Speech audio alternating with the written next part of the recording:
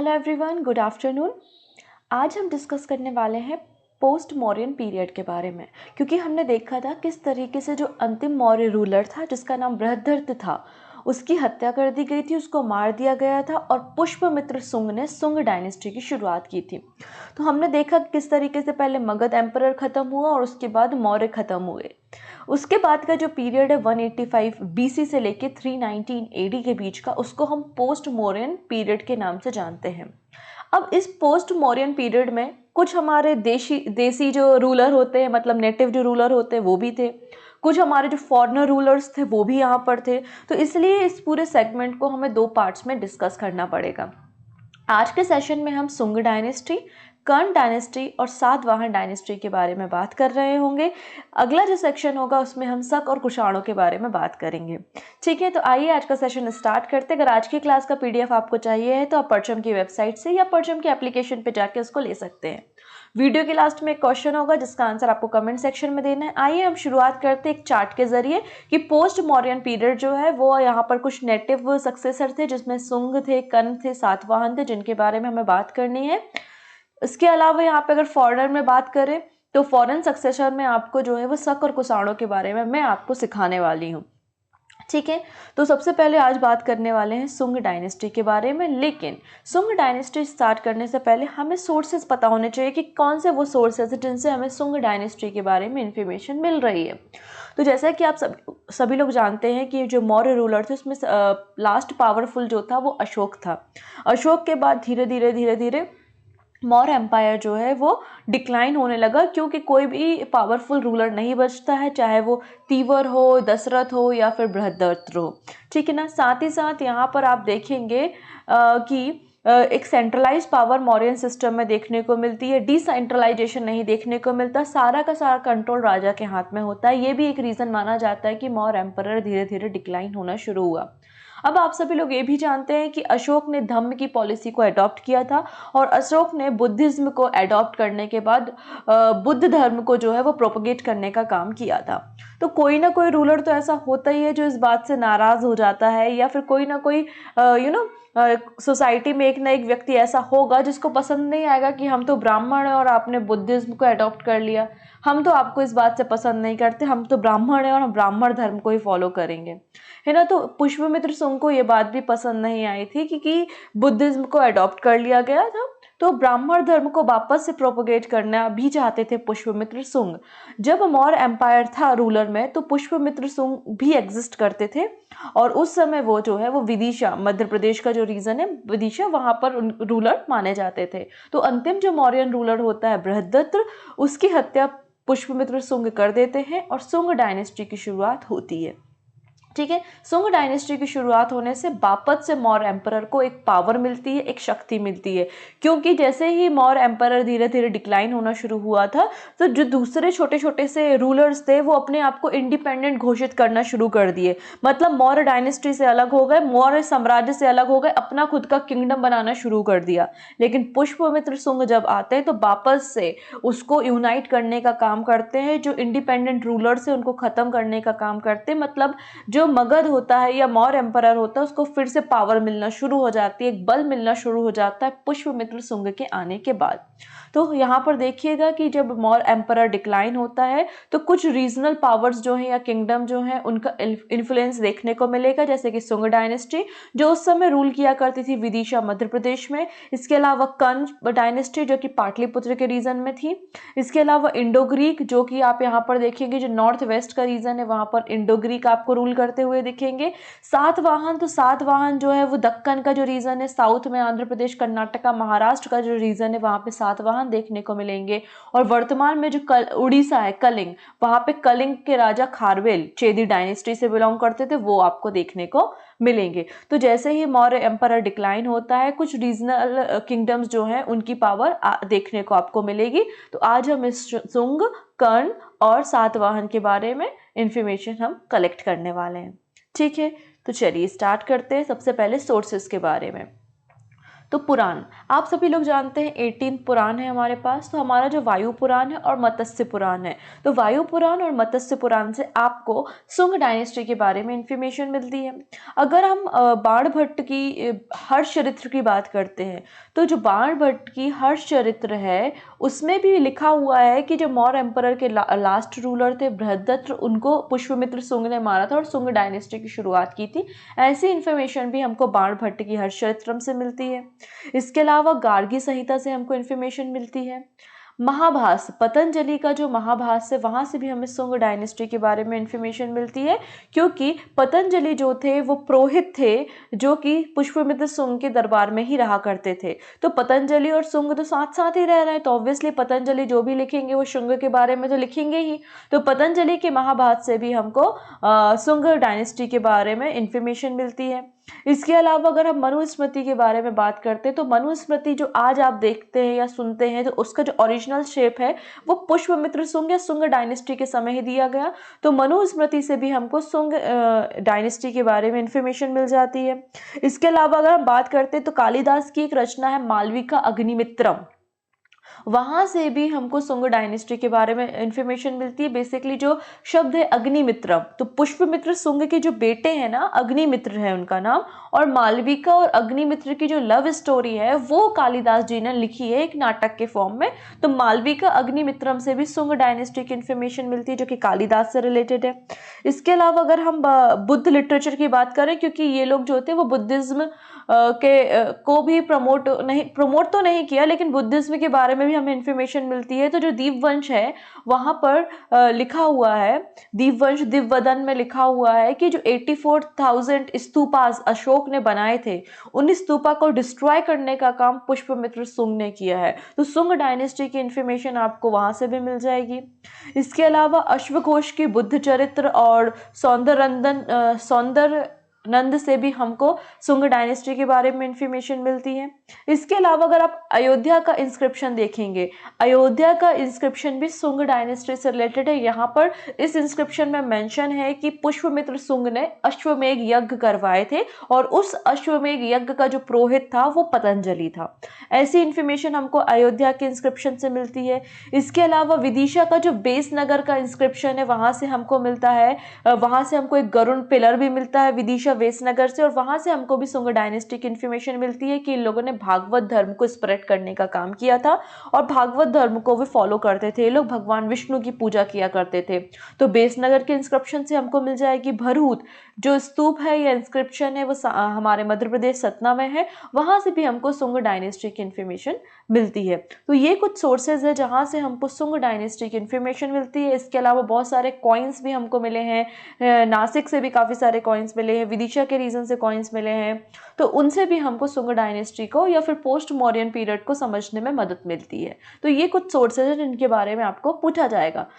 चलो हम स्टार्ट कर लेते हैं सुंग डायनेस्टी के बारे में। आप देख सकते हैं ये जो पूरा रीजन है ये सुंग डायनेस्टी का रीजन है, जिसमें विदिशा भी है, उज्जैन है, साकेत है, कपिलवस्तु है, पाटलिपुत्र है। तो ये जो मेन नगर जो है, मेन सिटीज है सुंग डायनेस्टी की, आप इन्हें देख सकते हैं। ठीक है, चलो स्टार्ट करते हैं हम। सुंग डायनेस्टी 185 बीसी से 73 बीसी का पीरियड कहलाता है। सुंग बेसिकली एक ट्राइबल ग्रुप था, बाद में इन्होंने ब्राह्मण अडॉप्ट कर लिया था, तो इसलिए ब्राह्मण फैमिली से बिलोंग करते हैं और ये भारद्वाज क्लेन से बिलोंग करते हैं। तो सुंग डायनेस्टी के लोग जो है वो ब्राह्मण फैमिली से, तो इसलिए ब्राह्मणों को स्प्रेड करने का काम, ब्राह्मण धर्म को पुनः स्थापित करने का काम सुंगाज ने किया था, क्योंकि आपको पता है अशोक ने बुद्धिज्म को फॉलो किया था, तो सुंग वापस से ब्राह्मण रिलीजन को लेकर आए थे। ठीक है, बेसिकली जो उज्जैन के आसपास का रीजन है, विदिशा के आसपास का रीजन है, उस समय ये रूलर हुआ करते थे जब मौर्य किंग बैठा करते थे, जब मौर्य डायनेस्टी हुआ करती थी। इसके अलावा आप देखेंगे नर्मदा वैली का जो रीजन है और विदिशा वगैरह का जो रीजन है वो सुंग एम्परर, सुंग क्लेन के अंतर्गत आता था, और इनकी जो कैपिटल थी वो क्या थी, पाटलिपुत्र थी। बाद में इन्होंने अपनी कैपिटल को विदिशा ट्रांसफर कर लिया था। तो दो कैपिटल रहेंगी, पहली पाटलिपुत्र थी, बाद में इसकी कैपिटल विदिशा हो गई थी। अगर हम अग्निमित्र के बारे में भी हम बात करेंगे तो वो विदिशा कैपिटल जो है वो ट्रांसफर करेंगे। तो यहाँ पे सुंग डायनेस्टी के जो मेजर सिटीज है वो मथुरा, कपिलवस्तु, उज्जैन, साकेत और सांची हैं। और ये कुछ रूलर हैं जो कि रिलेट किससे करते हैं, आपके सुंग डायनेस्टी से। तो हम पुष्पमित्र सुंग के बारे में इंफॉर्मेशन ले लेते हैं, अग्निमित्र के बारे में। 9th नंबर का जो रूलर है उसका नाम है भागवत, उसके बारे में इंफॉर्मेशन ले लेते हैं। और लास्ट रूलर जो है वो देवभूति होगा। तो इनके बारे में हम थोड़ी थोड़ी सी इन्फॉर्मेशन ले लेते हैं। आइए शुरू करते हैं। तो पुष्पमित्र सुंग सुंग डायनेस्टी का फाउंडर माना जाता है, क्योंकि इसने लास्ट मौर्यन जो किंग था बृहद्रथ, उसको मारकर, उसका सेनापति था बेसिकली, उसको मारकर जो है वो सुंग डायनेस्टी की शुरुआत करते हैं। अब हमको यहाँ से कुछ और इन्फॉर्मेशन मिलती है, क्योंकि जब सुंग डायनेस्टी थी तो उस समय जो यूनान के लोग थे, ग्रीक जो रूलर्स थे, उनका हमला, उनका आक्रमण, इन्वेजन भारत पे शुरू हो चुका था।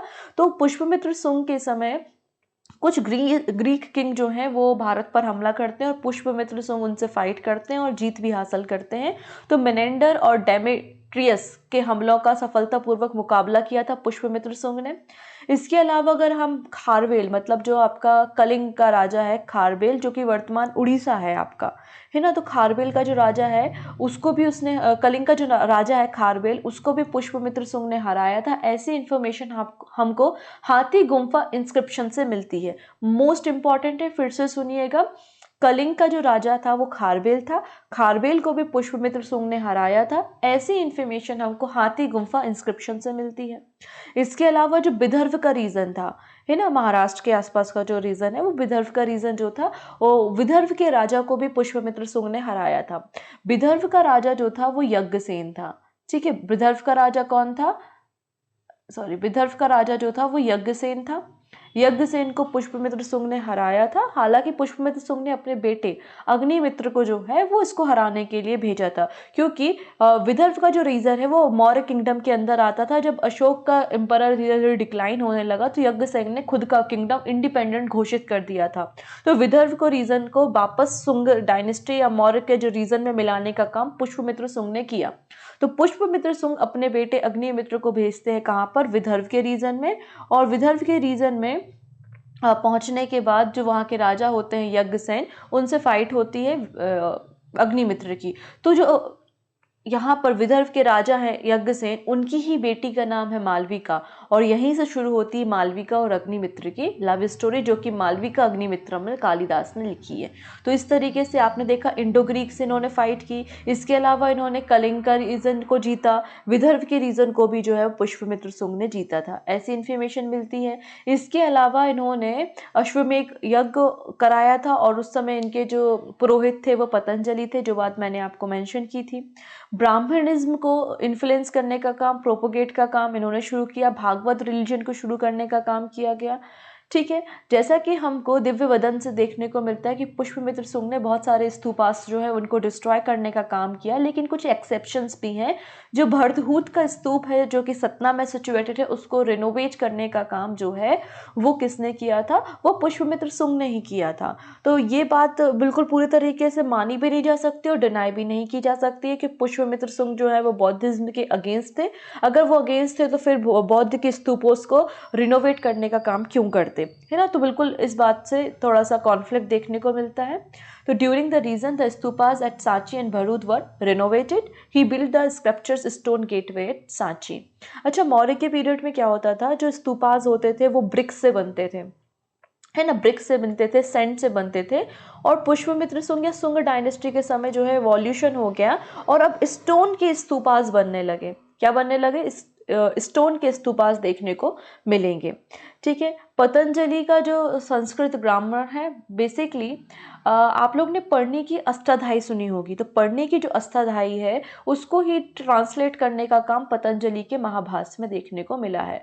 पतंजलि के महाभाष्य और पुराणों से हमको इन्फॉर्मेशन मिलती है कि लगभग 36 ईयर तक जो है वो पुष्पमित्र सुंग गद्दी पर बैठे थे।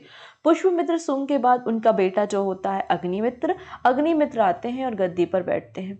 तो Agnimitra was the son of the Pushyamitra Sunga. ठीक है, इन्होंने विदर्भ के रीजन को जीता था, जैसा कि मैंने आपको कहा, और विदर्भ के रीजन को जीतकर सुंग डायनेस्टी में मिलाने का काम इन्होंने किया था। और यहीं से इनकी प्रेम कथा जो है वो मालविका के साथ शुरू होती है। ठीक है, ये बात हम ऑलरेडी कर चुके हैं। अगर हम कुछ लास्ट सुंग रूलर्स के बारे में बात करते हैं, तो यहाँ पर अगर हम बात करें तो Vasumitra successor is not known, मतलब सॉरी, यहाँ पर जो है एग्जैक्ट इन्फॉर्मेशन तो सुंग डायनेस्टी के रूलर की नहीं मिलती, अलग अलग सोर्सेज से हमको अलग अलग इन्फॉर्मेशन मिलती है, लेकिन हम देवभूति को जो है वो अंतिम रूलर मानते हैं। तो देवभूति जो होता है वो सुंग डायनेस्टी का लास्ट रूलर होता है। लेकिन सुंग डायनेस्टी का जो 9th नंबर का रूलर होता है, जिसको भागवत या फिर भागवदा के नाम से जाना जाता है, उसके समय पे जो ग्रीक एम्बेसडर है हेलियोडोरस उसके दरबार में आते हैं और बेसनगर विदिशा में गरुड़ स्तंभ बनाते हैं, और जो कि भगवान वासुदेव को या फिर भागवत धर्म को डेडिकेटेड है और भगवान विष्णु के ये लोग उपासक थे, इस बात को इंडिकेट किया जाता है। तो इसको याद रखिएगा, हेलियोडोरस जो है वो 9th नंबर के सुंग रूलर के समय भारत आया था या उनका दरबार में आया था, और उन्होंने जो है वो गरुड़ स्तंभ बनाया था। ठीक है ना, भागवत धर्म को जो रिप्रेजेंट करता है। तो ये बातें भी आपको याद रखनी चाहिए। यहाँ पर आप देख सकते हैं, this is the Garuda pillar, Garuda स्तंभ जो कि हेलियोडोरस के समय बना था। ठीक है ना, सुंग किंग भागभदा के द्वारा इसको 150 BC में बनाया गया था, जो भगवान वासुदेव को डेडिकेटेड है, भगवान विष्णु को डेडिकेटेड है। ठीक है, चलिए तो ब्रीफ में हम इसको समराइज कर लेते हैं और उसके बाद इसके और पॉलिटिकल इकोनॉमिक व्यू को हम समझेंगे। तो मौर्यन लास्ट किंग था बृहद्रथ, उसको मारा था पुष्पमित्र सुंग ने और सुंग डायनेस्टी की शुरुआत की थी। ठीक है ना, फाउंडर ऑफ द सुंग डायनेस्टी पुष्पमित्र सुंग है, इनके बेटे अग्निमित्र होते हैं। अग्निमित्र के बाद जो लास्ट किंग होते हैं वो देवभूति माने जाते हैं, और देवभूति का जो मिनिस्टर होता है वासुदेव, वो देवभूति को मार देता है और कर्ण डायनेस्टी की शुरुआत करता है। तो कर्ण वासुदेव कर्ण जो है वो founder of the Karna dynasty कहलाते हैं, और फिर कर्ण डायनेस्टी के बाद सातवाहन डायनेस्टी आती है। तो ये सीक्वेंस आप याद रखेंगे, किसके बाद कौन आता है, कौन किसको मार के गद्दी पर बैठता है। तो यहाँ पे हम इन्फ्लुएंस ऑफ द सुंग डायनेस्टी देखते हैं। तो सुंग डायनेस्टी ने ब्राह्मणिज्म और भागवत धर्म की शुरुआत भारत में की थी, और मतलब भारत में नहीं की थी, पुनर्स्थापित करने का काम, क्योंकि एक तरीके से लॉस्ट होता जा रहा था ब्राह्मण धर्म, तो उसको पुनर्स्थापित करने का काम किया था। साथ ही साथ मनुस्मृति में हमको उल्लेख मिलता है कि ये वर्ण सिस्टम को मानते थे, कास्ट सिस्टम को मानते थे, जिसमें ब्राह्मण सबसे ऊंचा कास्ट माना जाता था।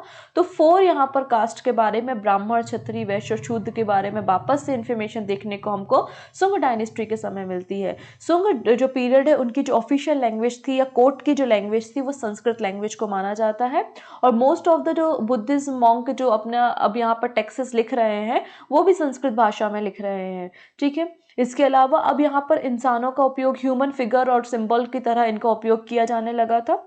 So there was an increase in the use of the human figures and the symbol in art and architect during the Sung period. इसके अलावा सुंग काल में मौर्य के समय लकड़ी की रेलिंग वगैरह यूज होती थी बौद्ध स्तूपोज में। अब इन्होंने स्टोन का यूज करना शुरू कर दिया था, तो अब जो स्तूपाज आपको सुंग के समय देखने को मिलेंगे वो स्टोन से बने हुए मिलेंगे। ठीक है, भरथूप स्तूप को भी रिनोवेट करने का काम जो है वो पुष्पमित्र सुंग या सुंग डायनेस्टी के समय हुआ था। अब मंदिरों का निर्माण होने लगा था, मंदिरों में देवी देवताओं की पूजा की जाती थी। ऐसी इन्फॉर्मेशन भी हमको मिलती है, क्योंकि यहाँ पर temple building has begin during the सुंग, ऐसी इन्फॉर्मेशन हमको मिलती है। तो विष्णु टेम्पल जो है विदिशा में बनाया गया था, तो ऐसी इन्फॉर्मेशन हमको मिलती है कि उन्होंने मंदिरों का निर्माण करना शुरू कर दिया था। तो ये कुछ बातें भी हमें सुंग डायनेस्टी के बारे में पता करती हैं। अब सुंग के बाद आती है कर्ण डायनेस्टी। बहुत कम पीरियड था इनका, है ना, बहुत कम समय तक इन्होंने रूल किया, और ये जो रीज़न है बेसिकली ये कर्ण डायनेस्टी का है, जिनकी कैपिटल आपको पाटलिपुत्र का रीज़न देखने को मिलेगा। तो वासुदेव जो है देवभूति के मिनिस्टर या कमांडर थे, उन्होंने देवभूति को मारकर कर्ण डायनेस्टी की शुरुआत की थी, और विदिशा और पाटलिपुत्र जैसा कि कहा इनकी कैपिटल थी, तो अभी भी पाटलिपुत्र इनकी कैपिटल थी। ठीक है, वासुदेव के बाद नारायण, भूमिमित्र इनके बेटे थे, और इन लोगों ने सभी लोगों ने 26 साल 26 ईयर तक जो है वो रूल किया। ऐसा कुछ इंपॉर्टेंट रूलर यहाँ पर देखने को नहीं मिलता है।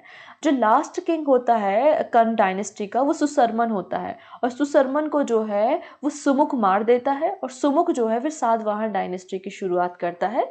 ठीक है, तो आपको याद रखना है कि जो अगली जो ब्राह्मण डायनेस्टी आती है वो क्या आती है, सातवाहन डायनेस्टी आती है। सुसरमन को सुमुख मार के सातवाहन डायनेस्टी की शुरुआत करता है। तो लगभग 300 ईयर तक जो है ये लोग बने रहते हैं गद्दी पर, और बहुत लंबे समय तक सातवाहन डायनेस्टी भारत पे रूल करती है। आप देख सकते हैं महाराष्ट्र, कर्नाटका, आंध्र प्रदेश का जो ये रीजन है, दक्कन का जो रीजन है, ये सातवाहन डायनेस्टी के लिए जाना जाता है। इनकी कैपिटल पैटर्न होती है, जो कि पैठान होती है, जो कि गोदावरी रिवर के बैंक पर सिचुएटेड है। अभी हम उसके बारे में भी इंफॉर्मेशन इकट्ठा करेंगे। तो सातवाहन डायनेस्टी 60 BC से 225 AD के बीच का समय जो है वो सातवाहन डायनेस्टी के लिए जाना जाता है। इनको आंध्र भृत्य के नाम से भी जाना जाता है, आंध्र सातवाहन डायनेस्टी के नाम से भी इनको जाना जाता है।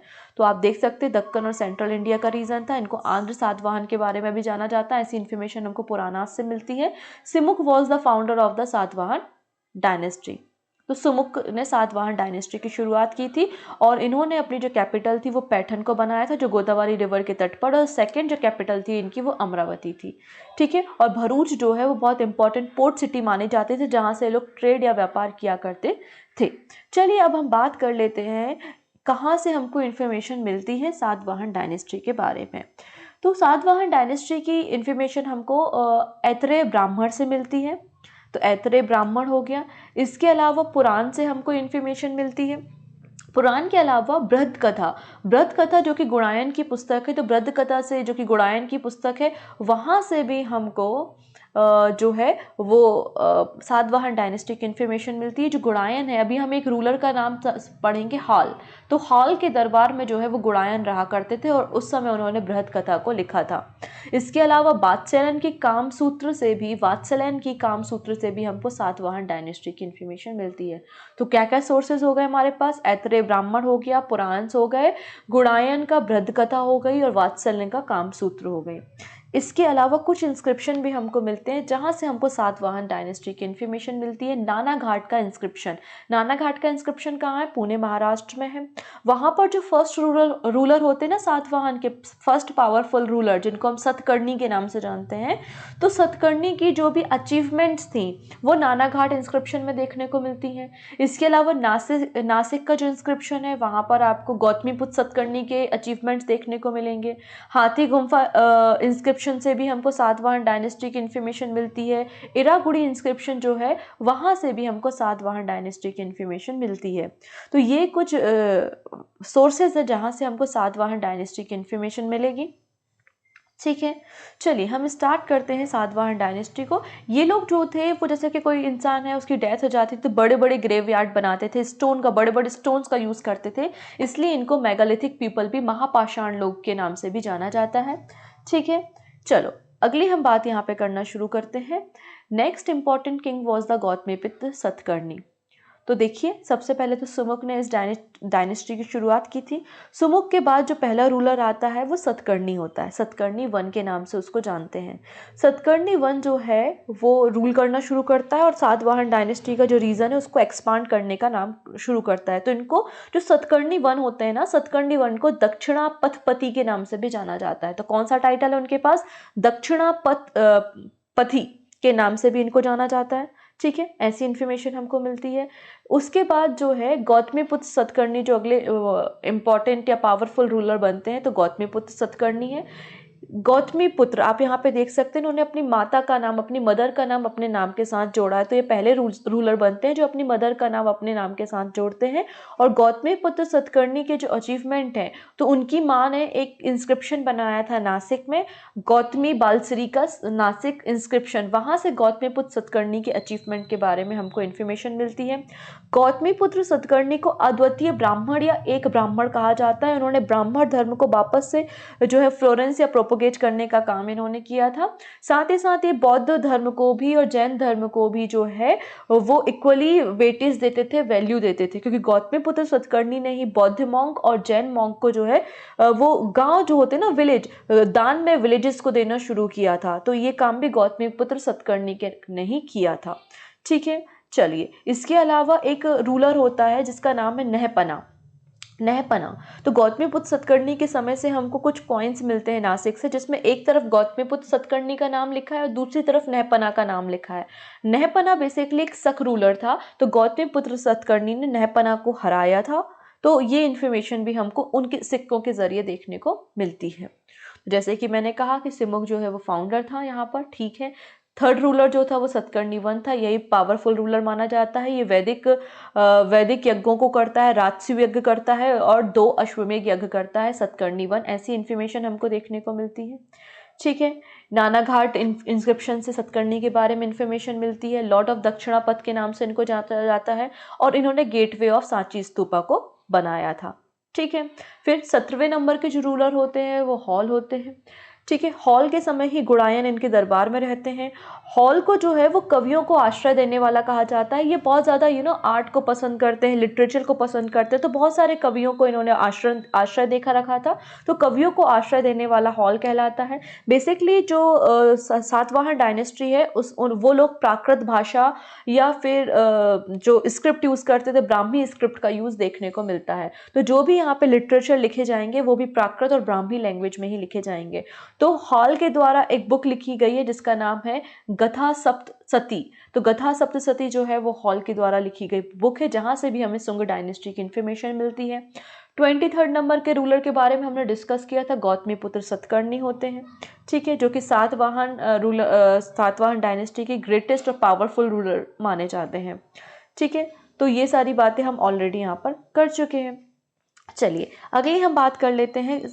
गौतमीपुत्र सतकर्णी के बाद वरिष्ठ पुत्र पुलिबामी गद्दी पर बैठते हैं, जो कि गौतमीपुत्र सतकर्णी के बेटे होते हैं। इन्होंने ही पैठन, जो कि कैपिटल होती है गोदावरी रिवर के किनारे, बनाने का काम इन्हों के द्वारा ही किया था।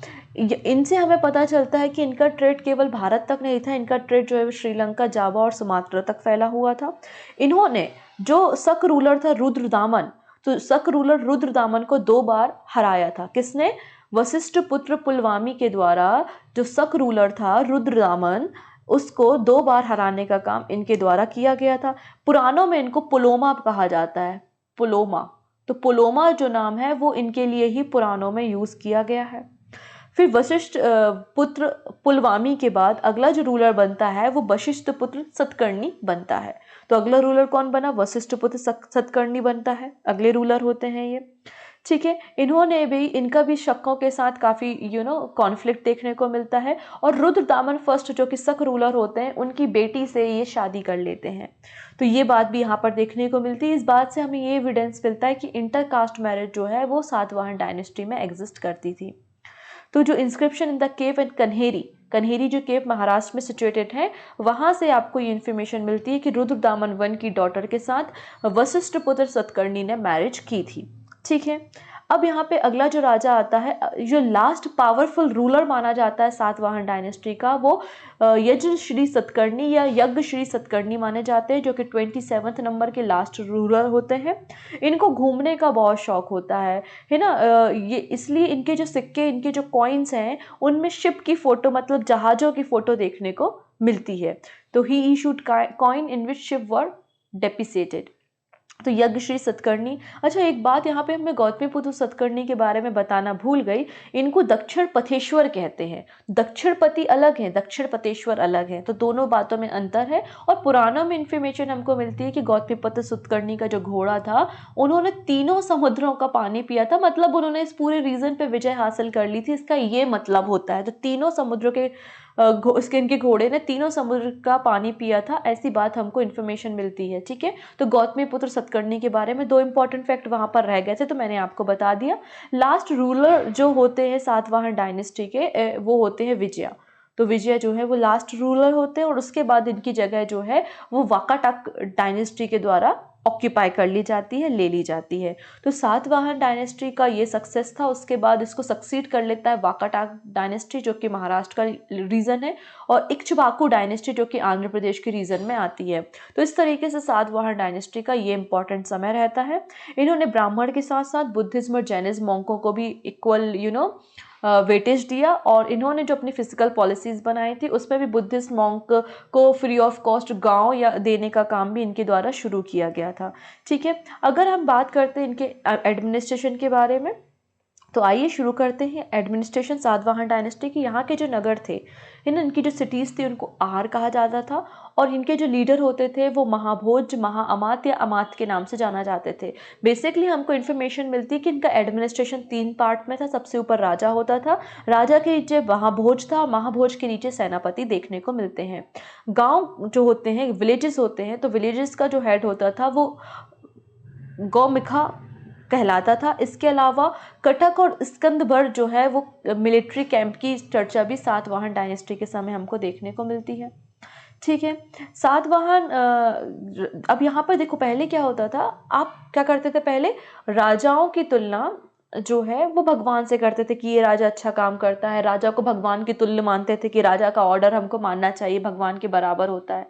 लेकिन यहाँ पर भगवानों की तुलना राजा से की जाने लगी। जो गौतमीपुत्र सतकर्णी है उसको कृष्ण और बलराम से कंपेयर किया था, कृष्ण और बलराम कहा था, है ना। तो इस तरीके से यहाँ पर देखो अब हायरार्की बिल्कुल चेंज हो रही है। और इस तरीके से आप जब अपने ज़मीन को दान देने का काम करोगे, जब ज़मीन को दान दोगे तो यहाँ पर क्या होगा, एक तो लैंड रेवेन्यू जो आपका आता था वो भी कम होना शुरू होगा। उसके बाद सामंतवाद का जन्म होना शुरू होगा। बड़े बड़े जो सामंत हैं, जो टैक्स वसूलने का काम करते हैं, तो वो सामंतवाद का जन्म अब जो है वो सातवाहन डायनेस्टी के समय से देखने को मिलना शुरू हो जाता है। चलिए अगली बात कर लेते हैं यहाँ पे कि यहाँ पे आर्ट और कल्चर कैसा था। तो यहाँ पे काफ़ी सारी केव्स हमको देखने को मिलती है वेस्टर्न घाट के रीजन में। अजंता का जो 9th नंबर का चैत्र है, नासिक की केव है, करला, भाजा, कन्हेरी, ये सभी केव्स जो हैं आर्ट रिलेटेड किससे हैं, सातवाहन डायनेस्टी से हैं। इन्होंने काफ़ी सारे चैत्र और बिहारों का निर्माण कराया था। चैत्र वो जगह होती थी जहाँ पे बुद्धिस्ट की टेम्पल होते थे, केव टेम्पल है जो, उनको चैत्र कहा जाता था। और बिहार वो जगह होती थी जहाँ पर बौद्ध मॉन्क रहा करते थे। करला जो चैत्र है वो लार्जेस्ट केव टेम्पल है, इसको भी आपको याद रखना, ये भी सातवाहन डायनेस्टी से रिलेटेड है। इसके अलावा नागार्जुन कोंडा और अमरावती में भी हमको एविडेंस मिलते हैं कि यहाँ से भी ये लोग ट्रेड किया करते थे। ट्रेड का मेन सेंटर जो है वो नागार्जुन कोंड और अमरावती को माना जाता है। ठीक है, और पहली बार सफ़ेद संगमरमर का पहली इमारत बनने का साक्ष्य भी यहाँ से मिलता है, ऐसा बोला जाता है। अजंता स्कूल ऑफ पेंटिंग बहुत ही ब्यूटीफुल कॉम्बिनेशन है ड्राइंग का, जो कि सातवाहन डायनेस्टी से रिलेटेड है। अगर इकोनॉमी के बारे में बात करते हैं तो यहाँ पर इकोनॉमी ऑब्वियसली ट्रेड पर डिपेंड थी और आपके एग्रीकल्चर पर डिपेंड थी। राजा जो है वो पूरा प्रोडक्शन का 1/6 जो पोर्शन है वो एज अ टैक्स लिया करता था। इसके अलावा ये लोग सिल्वर, गोल्ड और कॉपर के कॉइन्स का यूज़ करते थे। जो सिल्वर के कॉइन होते थे उनको करशापंड के नाम से जाना जाता था। ठीक है, और गोल्ड के जो कॉइन थे उनको सुवर्ण कहा जाता था। तो 1 सुवर्ण मतलब वर्ल्ड 1 गोल्ड कॉइन जो है वो 35 सिल्वर कॉइन मतलब करशापंड के बराबर माने जाते थे। इन्होंने पहली बार शीशा या लेड का कॉइन बनाना का काम शुरू किया। तो पहली बार जो शीशे के कॉइन है या लेड के कॉइन जो है वो सातवाहन डायनेस्टी के द्वारा ही बनाए गए थे। इसके अलावा ब्रोंज का यूज़ भी ये लोग किया करते थे कॉइन बनाने के लिए। ठीक है ना, इनके जो सिक्के हैं उसमें शासकों के नाम देखने को मिलते हैं, जैसे कि मैंने कहा गौतमीपुत्र सतकर्णी का नाम देखने को मिलता है, नहपान का नाम सिक्कों में देखने को मिलता है। ये लोग पैडी का ट्रांसपोर्टेशन किया करते थे, कॉटन का प्रोडक्शन किया करते थे, आयरन ओर को प्रोड्यूस किया करते थे, तो इम्पोर्ट और एक्सपोर्ट भी किया करते थे। जावा, सुमात्रा और श्रीलंका के साथ इनके ट्रेड के एविडेंस भी मिलते हैं। सोसाइटी और रिलीजन की बात करते हैं तो बेसिकली ब्राह्मण को फॉलो करते थे, है ना। साथ ही साथ इन्होंने हालांकि राजा तो बेटा ही होता था, मतलब लेकिन तो भी फीमेल की जो कंडीशन है वो काफ़ी अच्छी है, उनको एजुकेट होने का अधिकार था, पर्दा प्रथा नहीं थी, सती प्रथा नहीं थी। इसके अलावा जो फीमेल्स हुआ करती थी वो बुद्ध धर्म को अडॉप्ट करती थी और बुद्ध धर्म को फॉलो करती थी, और जो माताएं होती थी, मदर्स होती थी, उनके नाम अपने बेटे अपने साथ रखते थे। गौतमीपुत्र सतकर्णी इसका एग्जाम्पल है। इसके अलावा बुद्धिज्म का, बुद्ध धर्म का भी इन्फ्लुएंस देखने को मिलता है। भगवान कृष्ण भगवत धर्म की पूजा भी, उपासना करते थे। भगवान शिव की ये लोग भी उपासना किया करते थे, ये बात भी हमको मिलती है। यहाँ की जो लिटरेचर थी वो प्राकृत और ब्राह्मी स्क्रिप्ट में हमको देखने को मिलते हैं, और हॉल के द्वारा जो बुक लिखी गई थी वो गथा सप्तपदी थी, वो भी प्राकृत लैंग्वेज में लिखी गई थी। तो ये कुछ बातें हमको सातवाहन डायनेस्टी से देखने को मिलती हैं। तो मैंने आप लोगों को यहाँ पर सुंग, कर्ण और सातवाहन डायनेस्टी के इंपॉर्टेंट रूलर और जो भी इंपॉर्टेंट अचीवमेंट रहे उनके समय में या उनको किस नाम से जाना जाता है वो मैंने आपको बता दिया। अब आपको करना कुछ नहीं, आप परचम के एप्लीकेशन पे जाइएगा, वहाँ पर आज के सेशन से रिलेटेड एक क्विज होगा, वहाँ पर कुछ क्वेश्चंस होंगे, उनका आंसर दीजिएगा, जिससे आपको पता चलेगा कि इस टॉपिक की समझ आपको थोड़ी बहुत डेवलप हुई है। ठीक है, तो आज का क्वेश्चन ऑफ द डे है कि which of the following inscription are related to the Satavahana period. इनमें से कौन सा इंस्क्रिप्शन सातवाहन पीरियड से रिलेटेड है? Nasik cave, Nana Ghat, Moga inscription. Select the correct answer, only 1 and 2, only 2 and 3, only 1 and 3 and all of these are correct. जो भी आंसर है आप हमको कमेंट सेक्शन में बता सकते हैं। नेक्स्ट क्लास में हम शक और कुशाणों के बारे में बात करेंगे, उनका भी रिलेशन जो है वो पोस्ट मौर्यन पीरियड से माना जाता है। So thank you so much, हम मिलेंगे नेक्स्ट सेशन में। Take care.